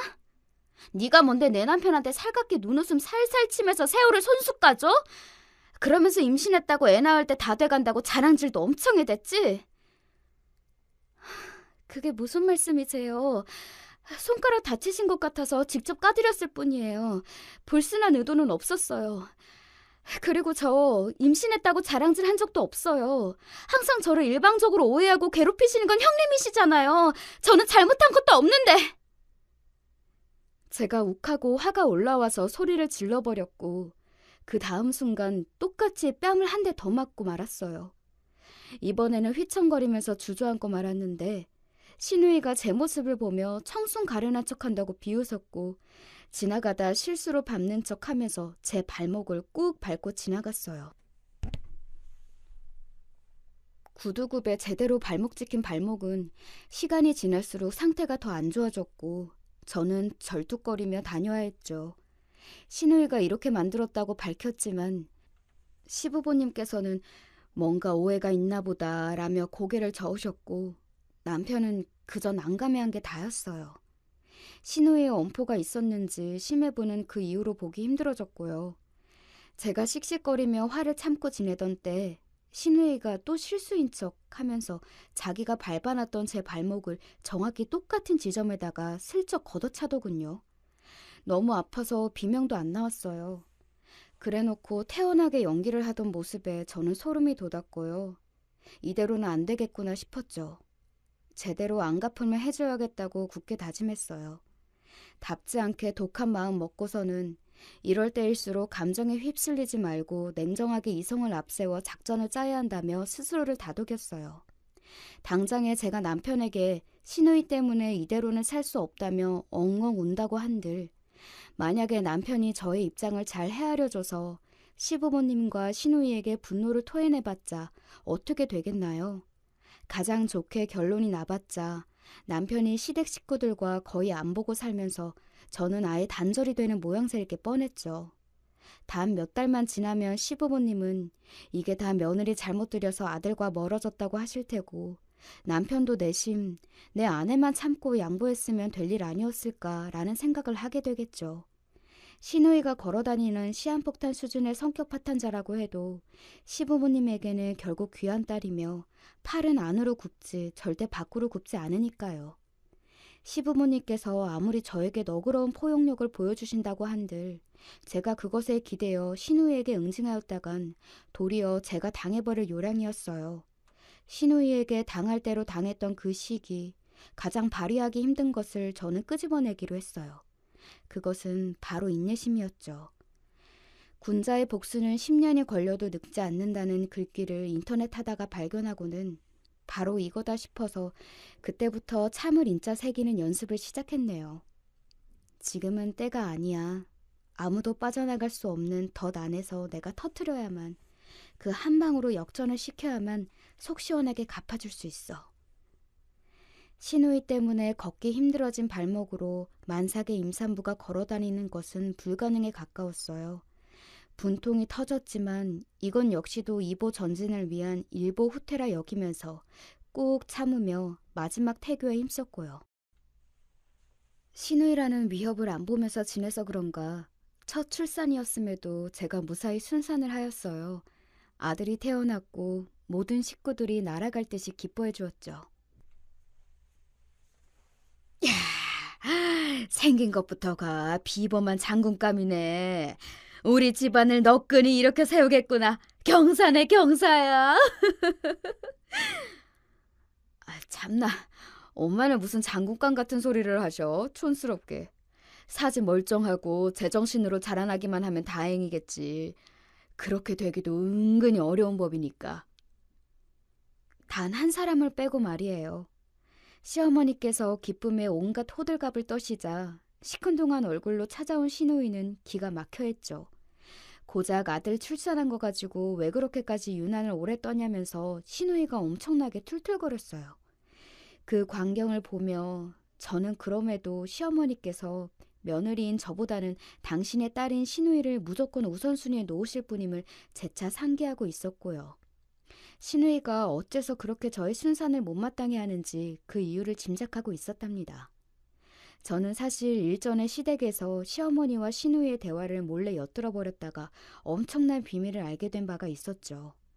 그렇기에 이를 갈면서 이걸 제대로 터뜨릴 그날만을 기다리고 있었던 것이고요. 제가 시누이의 은근한 악담을 듣고도 싱긋 웃었더니 시누이가 제 쪽으로 다가와서 활짝 웃으며 이러더군요. 아무튼 출산 축하해. 우리 조카 너무 예쁘다.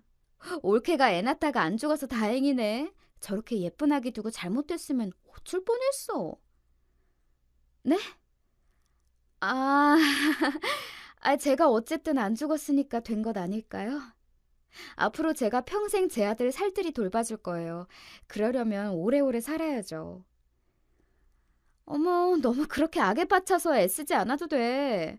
올케가 잘못돼도 애를 키워줄 사람들은 많아. 예를 들면 나? 고모나 엄마나 아이한테는 비슷하지 않을까? 와, 어쩜 그런 말을 할 수가 있었는지 모르겠어요. 영화나 드라마에서 등장하는 악녀라는 인물을 현실로 끄집어내면 제 시누이가 될 것만 같더군요. 이런 악질적인 사람은 대체 뇌가 어떻게 남들과 다르길래 이런 사고방식을 가지고 있는 건지 내심 궁금했네요. 시어머니께서는 시누이의 막말을 분명히 들으셨으면서도 일부러 딴청을 피우셨어요. 당신의 딸의 결점을 그런 식으로 흐리게 만드시겠다는 거였죠. 제가 아무리 용을 써도 시어머니께서 시누이의 공식적인 지지자이신 이상 시아버지고 제 남편이고 별 수 없었어요. 그러니 저는 시어머니께서 꼼짝 못하시는 분의 힘을 빌릴 수밖에 없었죠. 제 계획은 처음부터 그분을 정조준하고 있었어요. 저희 부부 결혼식장에서도 사실상 가장 공고한 위치를 자랑하셨던 그분은 바로 시아버지의 누나 되시는 분이셨어요. 네, 시어머니의 시누이 말이에요. 저에게는 시고모님이신 그분 앞에서 시아버지께서는 절대적으로 충성을 하셨답니다. 이남 삼녀 형제 중에서 시고모님이 첫째이셨고 시아버지가 막내이셨거든요. 그리고 시아버지께서는 일찍 돌아가셨던 당신의 모친 대신에 당신의 큰 누나를 마치 어머니 따르듯 하며 자라오셨다고 하더군요. 그러니 시부모님께서 결혼하실 때에도 결혼하신 후에도 시고모님께서 얼마나 시어머니께 영향력을 행사하셨겠어요. 시누이이자 사실상 시모 같은 존재가 시어머니께는 시고모님이셨으니 서열이 확고하였죠. 그런 시고모님께서는 1년 중에 대부분을 일본에서 사시기에 도무지 제가 결혼 후에 사적으로 뵙는다거나 할 일이 전혀 없었어요. 다만 그분의 팔순이 곧 다가오고 있다는 것만은 분명히 알고 있었죠. 시댁 집안의 최고 권력자이신 시구보님의 팔순잔치라고 한다면 모든 사람들이 단 한 명의 불참도 없이 전원 참석하는 대형 행사가 될 전망이었답니다. 저는 범 앞에 하룻강아지 던져놓을 심산으로 열심히 아기를 키우며 지냈어요. 시누이 때문에 오래도록 아픈 발목을 매만지며 전의를 불태웠던 것 같아요. 지금 돌아보면 제가 그때 악에 받쳐서 그 한 가지 생각에만 사로잡혀 있었던 듯 싶어요. 이윽고 시간은 흘러 대망의 시고모님 팔순잔치 당일이 되었습니다.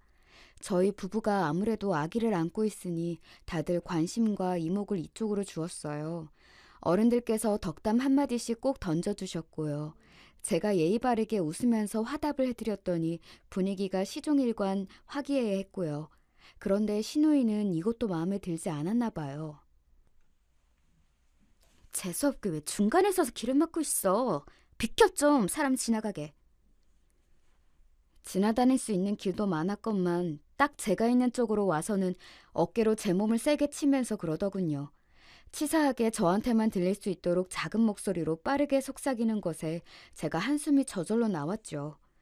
시누이라는 사람은 도저히 변함이 없다는 걸 새삼 실감을 해서요.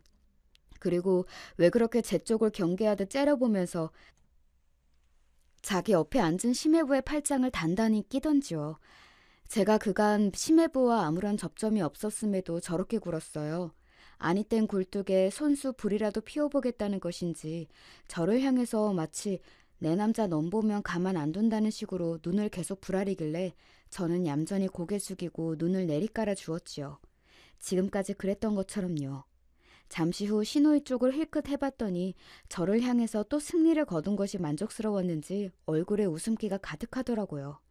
저 여유를 오늘이야말로 박살내줄 차례였어요. 그날의 주인공이신 일본에서 날아오신 시고모님께서 자리하시자 그때부터 팔순잔치가 본격적으로 시작되었죠. 초반에는 전문 진행자가 순서를 이끌어줘서 모두가 신이 나서 행사를 지켜봤고요. 맛있는 음식들을 먹으며 오래간만에 본 사이끼리는 서로 안부도 물어가면서 좋은 시간들을 보내고 있었어요. 팔순잔치의 후반에 이르렀을 때 감동적인 순서가 준비되어 있었죠. 그것은 바로 시고보님을 위해서 가족들이 준비한 영상이었는데요. 집집마다 하나씩 찍은 것들을 순서대로 감상하는 거였어요. 그 영상들은 하나의 USB에 전부 모아져 있었고요. 각자의 영상들에 문제가 없냐고 마지막으로 점검하는 단계가 팔순잔치 전에 있었죠. 저희는 마지막 순서로 USB 확인하겠다고 그래서 가장 늦게 확인했는데 사실 그건 제가 의도한 거였어요. 저는 팔순잔치 이틀 전에 그 USB를 받아서 영상들을 볼 때 제가 찍은 다른 영상을 맨 끝에 끼워 넣었습니다. 하나씩 자동으로 넘겨지는 영상들을 흐뭇하게 모두가 감상하고 있던 팔순잔치의 현장에서 저만 앞니를 예감하고 긴장 어린 주먹을 쥐고 있었네요. 마지막 영상인 저희 집 거가 끝나고 다들 작게 박수를 치려고 할 때였어요. 저게 뭐야? 저건 우리 집이잖아? 아니, 우리 딸하고 며느리가 왜 저기서 저러고 있는 거람? 당황스러운 시아버지의 목소리가 들려왔어요. 제 옆에서 남편도 놀라고 있었고요. 커다란 화면에서는 시댁의 거실이 나오고 있었고요. 제가 소파 아래 앉아서 아기 젖병 물리고 있는데 시누이가 뒤에서 제 머리를 손가락으로 쿡쿡 찌르면서 저를 괴롭히는 장면이 시작된 참이었어요. 저는 제 머리를 찌르는 대로 맞으면서 힘겹게 아기에게 젖병을 물리고 있었죠. 모두가 웅성거리면서 저게 뭐냐고 중얼거리고 있는데 영상 속에서는 시누이가 큰 목소리로 이렇게 말하고 있었답니다. 너 같은 불려신은 하여간에 마음에 안 든다니까? 내가 누누이 말하지만 너는 임신이라는 수단을 써서 결혼하고 우리 집안에 들어온 것부터가 너무 천박하면서도 소름 끼쳐. 너 혹시 임신하기 달인은 아니니? 어쩜 그렇게 시기도 절묘하게 그랬을까? 가만 보니까 한 방에 임신한 것도 수상하지. 우리 귀여운 조카가 우리 집안 핏줄이 맞기나 한 건가? 나는 자꾸 그런 의심이 드네. 너는 생긴 거며 행동하는 모든 것들이 여자의 적이야. 공공해져. 주는 거 없이 얄미워 죽겠네. 그러더니 손가락으로 콕콕 찌르는 것만으로는 부족했는지 손바닥으로 제 뒤통수를 펑 날렸죠. 그러자 팔순잔치장은 경악의 현장으로 탈바꿈하였어요. 영상 속에서 신우이한테 맞고도 저는 아기를 보호하려고 어깨를 웅크리는 모습이었고요. 제 옆자리에 앉은 남편이 자기도 모르게 테이블 위에 놓인 주먹을 꽉 쥐더군요. 신우이가 자리에서 벌떡 일어난 건 그때였죠. 경악에 찬 눈빛으로 이렇게 외치더군요. 저거는 다 조작이에요! 세상에 저게 다 뭐야? 미친 거 아니에요? 저 진짜 너무 어이가 없어서 지금 말도 잘 안 나올 지경이에요. 저거 당장 꺼요! 당장 영상 끄라고요! 그냥 둬봐, 더 볼라니까. 하지만 그때 시고모님께서 한 손을 번쩍 드시더니 의견을 크게 표하셨죠. 주인공이신 시고모님께서 그렇게 나오시자 별 수 없어졌어요. 영상은 중지되지 못하고 계속 재생되었죠. 모두가 저를 힐끔거리고 있었고 그거란 저는 손으로 입을 틀어막으며 경악한 척을 했어요. 마치 이 사태를 상상도 못한 사람처럼 말이에요. 제 모습이 가증스럽게 보였는지 신우이가 이를 갈며 몸을 떨었죠. 이어지는 영상에서도 신우이가 저에게 갖가지 조롱과 비웃음을 날리고 있었어요. 걸레를 저에게 팍 던지면서 당장 바닥 다 닦으라고 시키자 저는 시댁 바닥을 기어다니며 걸레질을 했고 신우이는 이따금씩 지나가면서 제 엉덩이를 걷어차는 장면도 있었네요. 그러자 다들 우라통을 터뜨리며 영상을 향해 삿대질을 하기 시작했네요. 특히 어른들께서 그러셨어요. 신우이가 저 갈구는 게 영상 속에서 다 나왔습니다. 제가 일부러 시댁에 갈 때마다 휴대폰을 거실 구석에 있는 책장에 비스듬히 세워놓고 동영상 촬영 버튼을 눌러놨었거든요. 저는 가히 미친 듯한 인내심으로 참으며 견디며 모든 증거를 남겨왔던 거예요. 제가 놓은 덫에 걸린 줄도 모르고 신우이는 영상마다 악마 같은 표정을 마음껏 지으며 저를 짓밟았어요. 이런 말도 영상 속에서 날렸죠. 내 동생이나 너나 둘 다 지능이 후달리는 게 비슷해서 결혼을 한 거잖아? 그래서 태어난 조카도 걱정이 돼. 걔도 지능이 부족하겠지? 어쩜 좋아? 그러자 시부모님께서 동시에 현기증을 느끼셨는지 앉은 자세 그대로 휘청거리셨고 신우이는 입술까지 벌벌 떨면서 저에게 돌연 소리를 질러댔어요. 넌 뭐야? 이런 식으로 나온다 이거지? 네가 뭔데 나를 모함해? 인연이 진짜 너 뒤지고 싶어! 너무 분했는지 발까지 동동 구르며 소리를 지르고 난 신우이가 아차 싶었는지 찬물을 끼얹은 듯한 팔순잔치장을 천천히 둘러보면서 시고모님 쪽을 응시했어요. 아니에요. 제가 지금 너무 억울해서 기가 막혀가지고 이러는 거예요. 정말이에요. 저 결백합니다. 울먹이면서 결백을 주장한 신우이는 이윽고 자기 옆자리에 앉아있는 심해부를 내려다보면서 간절하게 말하기도 했어요. 여보, 나 진짜 너무나도 속상해. 내가 왜 이런 일을 당해야 하는지 모르겠어. 속을 알 수 없는 무서운 올케 잘못 만나서 내가 지금 억울한 함정에 빠진 거야. 여보는 나 믿지? 그치? 신우이가 한껏 가증스럽게 구는 모습에 역시 저 뻔뻔한 연기력은 대단하구나 싶었네요. 바로 그 순간 시고모님께서 두 주먹을 테이블 위로 쾅 내리치셨어요. 살벌한 눈빛은 신우이를 향해 있었고요. 마치 그 입 닥치라는 표시 같았어요. 신우이가 즉시 입을 닥치더니 입술만 꽉 깨물면서 고개를 떨구더라고요. 그쯤에서 제가 열심히 비틀거리며 자리에서 일어났어요. 모두의 시선이 저에게 주목된 가운데 제가 이 순간만을 위해 준비해온 대사와 감정을 필사적으로 살렸습니다. 정말 죄송합니다. 제가 분란을 만들어버렸네요. 이럴 의도는 없었어요. USB가 저희 집으로 왔을 때 제가 뭔가를 잘못 만져서 저희 집 컴퓨터에 있는 영상들을 그쪽으로 옮긴 모양이에요. 이렇게 제가 찍은 영상들이 공개될 줄은 몰랐고 그냥 나중을 위해서 혹시나 싶어서 모아둔 것뿐이었는데 맹세코 이런 식으로 터뜨릴 생각은 추호도 없었습니다. 믿어주세요. 즐거운 팔순잔치를 제가 망쳐놓은 것 같아서 너무 죄송하고, 그리고 다들 형님을 혼내지 말아주셨으면 해요. 저는 형님을 이해하고 있어요. 이건 진심이에요. 저는 시고모님과 시부모님을 번갈아 쳐다보며 눈물이 그렁그렁해진 채로 말을 이었어요. 슬쩍 보니까 신우이는 도저히 갈피를 못 잡겠다는 표정으로 저를 쏘아보고 있었고요. 저는 눈물을 훔치며 집안의 어른들이 신우이를 용서해 주실 것을 빌었죠. 부디 형님을 용서해 주세요. 저도 형님이 저를 괴롭히시는 게 죽을 만큼 힘들었지만 형님의 처지가 안쓰럽기도 해서 오죽하면 저러시나 싶고, 그야 왜냐하면 형님은 아이를 갖기 힘드신 몸이니까. 저를 보면 복잡한 심경이셨겠죠. 제가 이해하렵니다. 같은 여자로서 제가 어떻게든 공감을 해드리고 싶어요. 제가 흐느끼며 던진 폭탄 발언에 소란이 일었어요. 다들 그게 무슨 말이냐고, 아이를 갖기 힘들다는 게 무슨 뜻이냐면 난리들도 아니었죠. 저는 감정에 격해져서 깜빡 말실수를 하고 만 것처럼 놀란 표정을 지어 보였고요. 그간 제가 괜히 복수의 뜻을 품어왔던 게 아닌 것을 그 자리에서 제대로 뽐내 보였습니다. 그때 심해부가 넋이 완전히 나간 표정으로 자리에서 천천히 일어나는 게 보였어요. 신우이는 사색이 되어 있었고 도대체 제가 자기의 비밀을 어떻게 알았는지 의문이란 얼굴이었죠. 저는 시댁에서 시어머니와 신우이의 대화를 언뜻 엿들은 적이 있었어요. 시어머니께서 너는 남들보다 2배로 노력해야 한다. 지금이라도 병원 다녀라. 라는 식으로 신우이에게 말씀을 하셨거든요. 그러자 신우이가 자존심 상해서라도 아직 병원 다닐 생각 안 든다고 대답했었고요. 분명히 이세 갖는 문제로 대화를 나누고 있었던 것 같은데 신우이가 남들보다 더 노력해야 한다는 게 어째서인지 궁금해졌었죠. 어쨌거나 그때부터 확실해진 거였어요. 신우이가 임신에 어려운 몸이고 저를 처음부터 엄청나게 싫어했던 건 제가 혼전 임신은 한 사람이어서였죠. 아이를 좋아하는 남자랑 결혼한 탓에 자기는 애타게 오매불만 기다리는 임신, 저는 결혼 전부터 해버렸으니 제가 너무 싫었던 거예요. 그렇기에 시어머니는 더욱 당신의 딸이 안쓰럽고 애틋하였고요. 그제서야 퍼즐이 맞춰지는 기분이었죠.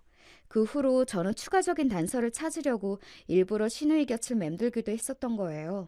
신우이가 저를 못살게 하는 증거도 모으고 신우이가 임신에 어려운 것에 대한 얘기도 정확히 들을 겸 해서요. 그 결과 저는 신우이가 난소, 나이가 많다는 사실을 알아낼 수 있었어요. 여자만 가지고 있는 난소라는 생식기 조직에서 생성되는 호르몬, 이게 나이가 들수록 분비가 조금씩만 되기 시작하거든요. 그러니 여자들의 생리가 아예 끝나고 나면 분비가 거의 안 되지요. 이렇게 차이가 있기 때문에 혈액검사로 난소의 나이라는 걸 파악할 수가 있어요. 검사자 나이하고 난소 나이가 대략 일치하는 게 평균이라 할 수 있겠는데 제가 놀라운 사실을 접한 거였죠. 신우이는 난소 나이가 자기 나이보다 12살이나 많았어요. 검사지에 아예 나와 있더라고요. 그럼 사실상 생리가 끝난 상태 수준의 호르몬을 가지고 있다는 얘기였죠. 30살보다 40살이 임신 어려운 건 누구나 아는 사실이고 그냥 상식이잖아요. 그렇다면 신우이도 난소 나이를 보고선 당연히 자기가 임신 힘든 거 예전부터 알았을 텐데 심해부를 비롯한 모두를 속이고 있었던 거죠. 오로지 시어머니만 아시는 듯 했고요. 아니에요. 제가 임신이 어렵다니, 힘들다니, 그건 말이 안 되죠. 저 아직 창창한 나이인데 올케가 아직 잘 모르고 떠드는 모양이에요. 다들 오해하지 마세요. 여보, 나는 멀쩡하니까 걱정 안 해도 돼. 나 임신 언제든지 할 수 있는 몸이야. 지금까지 아기 천사와 엇걸려서 임신이 안 되었을 뿐이지. 올케, 진짜 미쳤어? 오늘 어디 아프기라도 한 거야? 당장 나한테 사과해! 맞아요. 네, 형님 말이 맞아요. 제가 잘못했습니다. 난소 나이가 많다고 해서 임신이 안 되는 건 절대 아니죠. 형님은 본인 나이보다 난자 나이가 12살이나 많은 경우라서 상심이 크시겠지만 반드시 이겨내실 수 있으시니까요. 저는 형님이라면 해내실 거라 믿어요. 제 사과를 듣고 의기양양해졌던 신우이는 이어진 제 뒷말을 듣고 나자 충격받아서 자리에 털썩 주저앉았어요. 심해부 또한 많이 놀라셨는지 자리에 스르르 쓰러지듯 앉으셨고요. 모두가 놀라서 한마디씩 던지는 가운데 시어머니께서는 눈을 질끔 감고 계셨으며 시아버지께서는 이 현실을 믿으실 수가 없는지 멍하게 고개를 젓고 계셨어요. 다들 조용! 이 무슨 망측한 일이냐! 어디 부끄러워서 나 팔순잔치 하고 왔다고 말도 못하겠구나! 그때 일가를 터뜨리신 시고모니께서 근엄한 표정으로 자리에서 일어나셨어요. 그리고는 일본어로 욕을 하셨는데 알아듣지 못하니까 더욱 무섭더군요. 시고모님께서는 큰 사위가 제일 교포라서 주로 일본에 거주하시는데 이제 보니 일본어도 잘하시는 모양이었어요. 확인부터 하나씩 해보자. 자, 우선 너 임신을 일부러 안 한 게 아니라 지금까지 성공을 못한 거였느냐? 시고모님의 질문에 시누이가 겁에 질려서 히익하는 소리를 내더니 앉은 몸을 덜덜 떨기 시작했어요. 심해부는 무감각한 표정으로 그런 시누이를 쳐다보고 있었죠. 보아하니 맞구나. 그리고 그걸 숨겨온 모양이고 그것 때문에 시기와 질투에 휩싸여서 내 하나뿐인 친남동생의 부인에게 화풀이를 해왔고 이런 못돼 처먹은 누이를 다 보았나? 남매 간의 우애가 왜 그따위야? 화풀이가 아니라요. 오해가 있으신 거예요. 네, 다 오해입니다. 저는 동생하고도 사이가 너무 좋아요. 그이 닥쳐! 감히 내 인생 한 번뿐인 팔순잔치를 더러운 불화로 죄다 망쳐놔? 시누이는 억울하고 분해 죽겠다는 얼굴로 눈에 눈물을 달더니 고개를 푹 숙였어요. 영상을 그렇게 튼 것도 임신이 안 되고 있는 비밀을 폭로한 것도 저였으니 자기가 이 잔치를 망친 주범이 아니라는 얘기를 하고 싶었겠죠. 그러나 시고모님께서는 얄짤 없으셨고 혀를 끌끌 차시면서 잔치는 여기까지라고 하신 뒤 걸음을 옮기셨죠. 그 발걸음이 심해부 앞에서 멈춰섰어요. 여태 고생 많았네. 이제 하고 싶은 대로 하게. 우리 집안 식구들은 그 누구 하나 아무도 저 가증스러운 것에 편에 서지 않을 테니. 지엄하게 말씀하신 시고모님께서 가증스럽다고 칭하신 시누이 쪽을 보며 한숨을 푹 내쉬시곤 이내 걸음을 다시 옮겨 시부모님에게로 향하셨어요. 이 못난 것들! 자식을 어떻게 키운 거야? 지금이라도 당장 회초리질해서 정신개조시켜. 아니면 집안에서 아이 내쫓아 버리든가. 무조건 양자택일이야. 알아들었나? 대답을 해 이것들아! 시고모님께서는 무섭게 소리를 지르셨고 시부모님께서는 동시에 벌떡 일어나셨어요. 시어머니께서는 차마 시고모님을 똑바로 쳐다보지도 못하시겠는지 잘게 떨리는 몸으로 시선을 아래로만 두고 계셨죠. 그런 시어머니의 모습은 처음 보는 거였어요. 상상도 못 해보았던 초라할 만큼 작아지신 시어머니의 태도에 제가 내심 놀랐네요. 시아버지께서는 처신 단단히 해두겠다며 분명히 말씀을 하셨고 다시 혀를 끌끌 차신 시고모님께서는 걸음을 옮겨 마지막으로 저희 부부 앞에 서셨어요. 손을 뻗어 이 모든 소란에도 남편의 품에서 고이 잠들어 있는 저희 아기의 머리를 슬며시 매만지신 시고모님께서는 이내 저를 향해 작게 속삭이셨어요. 넌 아주 머리를 잘 썼구나. 나를 이용할 생각을 한 그 패기가 마음에 든다. 이 정도로 화끈해야 판을 뒤집을 수 있는 것이지. 나는 앞으로 네 편에 서마. 그 말씀을 듣고 저는 얼굴이 화끈거려서 그저 꾸벅 인사만 드릴 뿐이었는데 왠지 벅찬 감정도 올라오더군요. 대부분의 어른들이 시고모님의 뒤를 허둥지둥 따라 나섰고 시누이는 의자에 앉아있을 힘도 없는지 아예 바닥으로 미끄러져 내려와 털썩 주저앉은 모습이었어요. 집안의 최고 권력자 시고모님으로부터 제대로 찍혔고 집안 사람 모두가 보는 앞에서 치부가 까발려졌으니 망연자실할 수밖에는 없었겠죠. 남편은 자기가 믿음을 못 줬던 것 같다면서 저에게 눈물을 보이며 사과를 했고 저 역시도 그간 독단으로 이런 것을 준비해온 것을 남편에게 사과하며 서로가 더 가까워졌어요. 저희 부부에게는 신뢰가 형성되기 시작했지만 시누이와 심해부는 정반대의 길을 걷고 있었죠. 거짓말하지 마. 내가 임신 어렵다는 사실에 꽂힌 거면서 왜 내가 거짓말하고 속인 것에 화가 난 것처럼 초점을 옮겨가는 거야? 그냥 솔직하게 내가 임신 어려운 거 알았으니 싫어졌다고 말을 해. 아니, 나는 기만당한 게 훨씬 슬픈 거야. 나에게 솔직하지 못한 건 늘 너였잖아. 너는 나를 네 남편으로 생각하기는 했니? 항상 너 혼자 생각하고 너 혼자 결정하고 너 혼자 행동하고 늘 독단인데 이게 무슨 평생을 함께할 부부라고 할 수 있어? 심하부가 터트리는 울분 앞에서 신우의 말문이 막혀버렸어요. 차마 대꾸할 수가 없었겠죠. 그렇게 그 부부는 종착으로 달려가고 있었고 그 끝을 받아들일 수 없는 신우이가 며칠 새 피폐해진 몰골로 제 앞에 나타나서는 무릎을 꿇고 빌었어요. 그간 내가 미안했어. 내가 너무 못되고 악랄하게 굴었어. 반성할게. 다 사과할게. 그러니까 내가 내 남편 붙잡을 수 있게 올케가 도와주라. 이것만 도와주면 앞으로 내가 평생 올케한테 잘할게. 글쎄요. 이미 떠난 버스를 제 힘으로 어떻게 잡을 수 있을까요? 그리고 저는 형님을 아직 완전히 용서하지 못하겠어요. 니까짓게 용서를 못하겠다고? 못하면 어쩔 건데, 어? 너 오늘 내 손에 죽어볼래? 그런데 갑자기 눈이 돌아간 신우이가 태도를 바꾸면서 제 머리채를 잡더군요. 이제 저도 이판사판이다 싶어서 신우이 머리채 똑같이 잡고 싸웠어요. 그 일로 남편이 화가 많이 났어요. 생전 연락 안 하고 살았던 심해부에게 남편이 연락을 해서 제발 빨리 이혼해서 새 출발 편하게 하시라며 되려 설득을 했죠. 사람 된됨이 좋고 정이 약한 심해부가 이혼 과정의 끝자락에서 머뭇거리고 계셨는데 그때 남편이 종용하는 바람에 후딱 이혼해버리셨죠. 신우이는 그러니까 괜한 짓을 해서 자기 무덤을 판 거였어요. 그리고 다시 며칠 뒤 저랑 남편이랑 아기랑 셋이 시댁에서 밥 먹고 있는데 신우이가 들이닥쳤어요.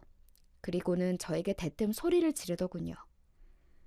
이게 다 너 때문이야. 너 때문에 내 인생이 부정을 탄 거라고. 네가 물어놔야 돼. 너 이거 어떻게 보상할 거야? 너 이제 성질 좀 제발 죽이고 살아라. 왜 몸이 그렇게 됐겠냐? 네 몸에 독이 쌓여서 그런 거 아니겠어?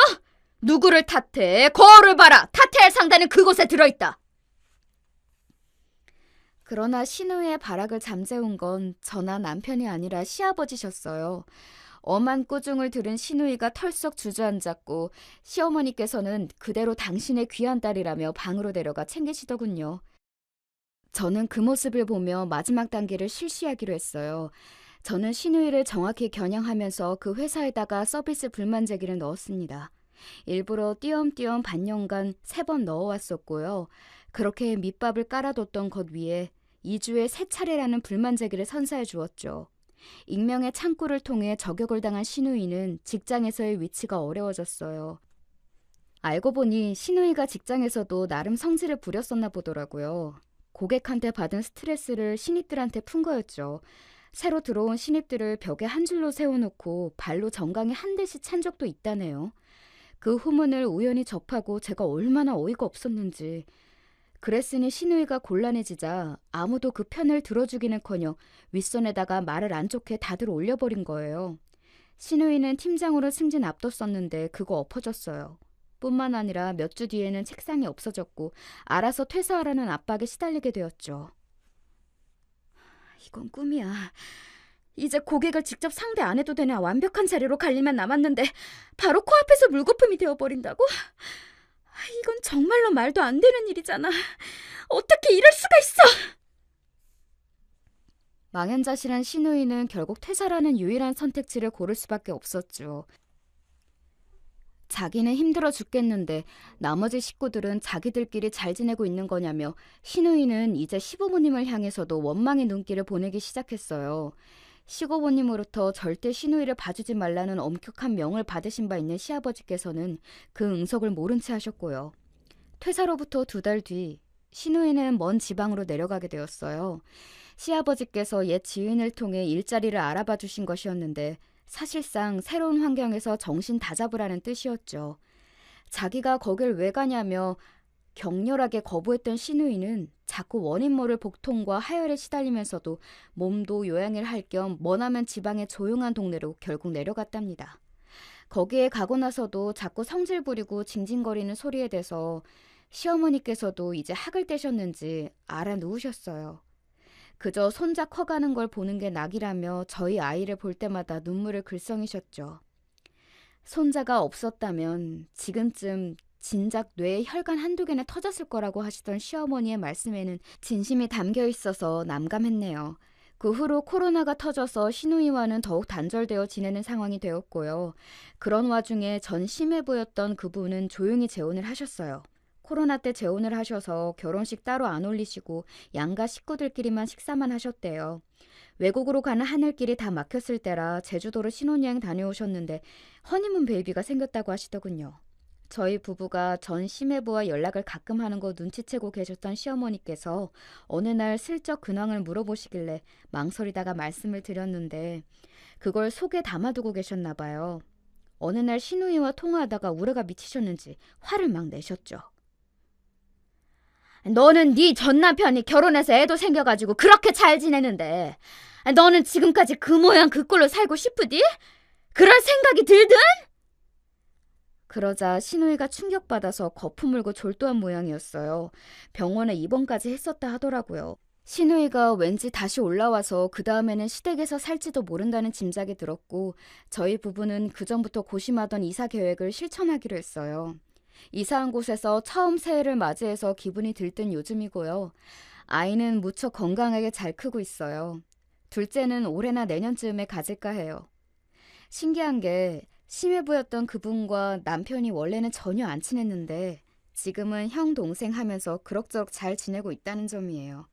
미국 사람들도 아니고 개방적인 것도 정도가 있지 그게 뭔 꼴이냐고 시어머니께서 혀를 차셔서 연락 이어가고 있다는 사실은 최대한 감추면서 살고 있답니다.